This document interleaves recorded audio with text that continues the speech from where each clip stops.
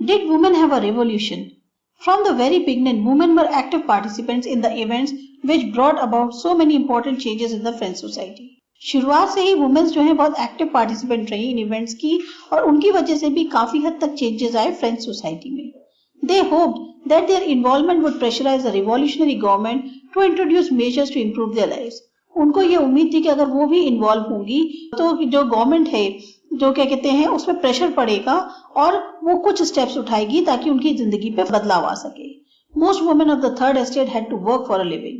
ज्यादातर जो women third estate की थी उनको जो है अपनी जीवनी के लिए वर्क करना पड़ता था.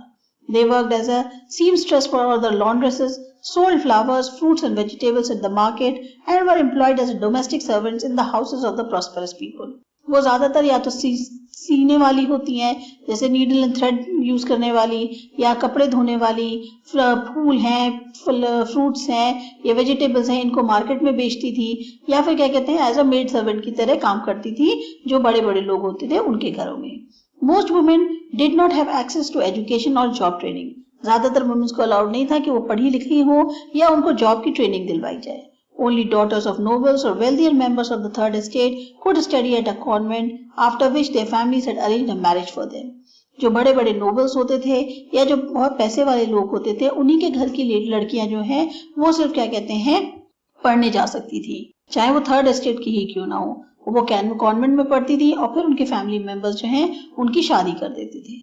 Working women had also to care for their families, that is to cook, fetch water, queue up for bread and look after the children. अब जो वर्किंग वुमेन थी उनको अपनी फैमिली की भी देखभाल करनी पड़ती थी, चाहे वो कुकिंग करनी हो, पानी भर के लाना हो, ब्रेड के लिए लंबी लाइन में खड़ा होना हो या फिर अपने बच्चों की देखभाल करनी हो.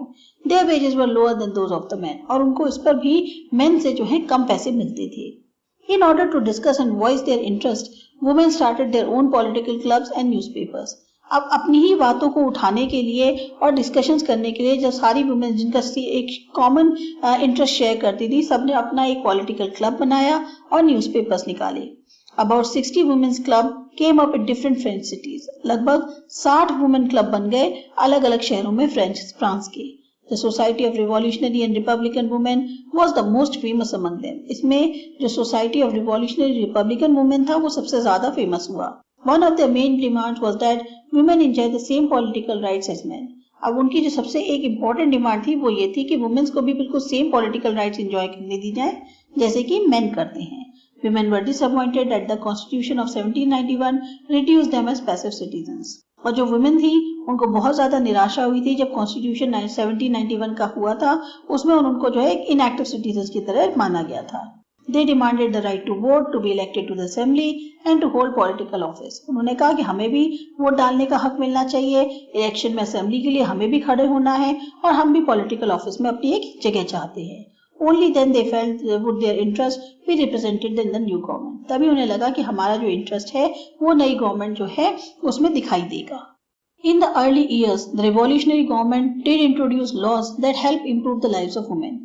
शुरुआत के सालों में जो रिवॉल्यूशनरी गवर्नमेंट थी उसने कुछ लॉज ऐसी बनाई जिससे कि वुमेन की लाइफ पे कुछ इम्प्रूवमेंट आया. Together with the creation of state schools, schooling was made compulsory for all girls.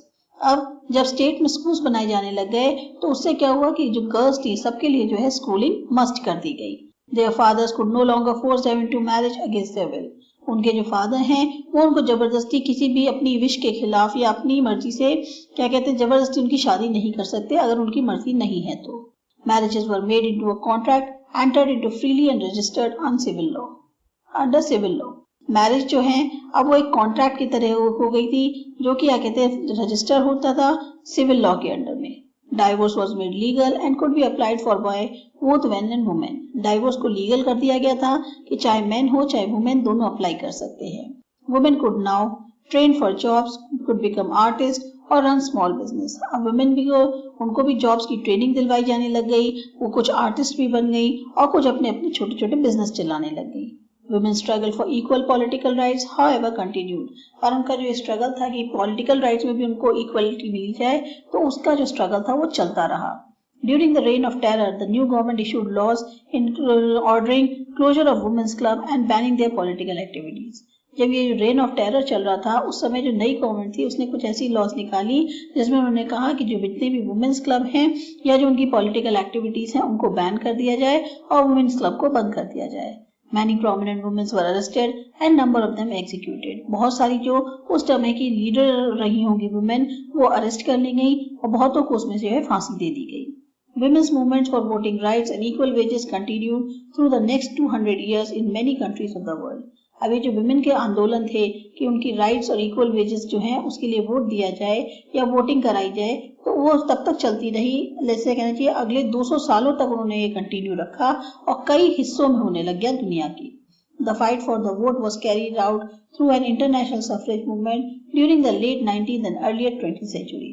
अब ये जो एक लड़ाई थी उनकी कि वोट जो है उनका भी होना चाहिए, वो एक उस तरह से इंटरनेशनल मूवमेंट बन गया लेट 19th और अर्ली 20th सेंचुरी में। The example of the political activities of French women during the revolutionary ages was kept alive as an inspiring memory. ये जो एग्जाम्पल्स रहे हैं कि जो फ्रेंच वुमेन थी उनकी जो भी पॉलिटिकल एक्टिविटीज रही इन रिवॉल्यूशनरी के सालों में उनको जिंदा रखा जा रहा है एक तरह से मेमोरी की फॉर्म में, और वो प्रभावित करने वाली कि लोग उससे जो है प्रेरणा लें। It was finally in 1946 that women in France won the right to vote. Finally 1946 में जाके जो फ्रांस की वुमेन थी उनको ये राइट मिल गई कि वो भी जो है अब वोट डाल सकती हैं।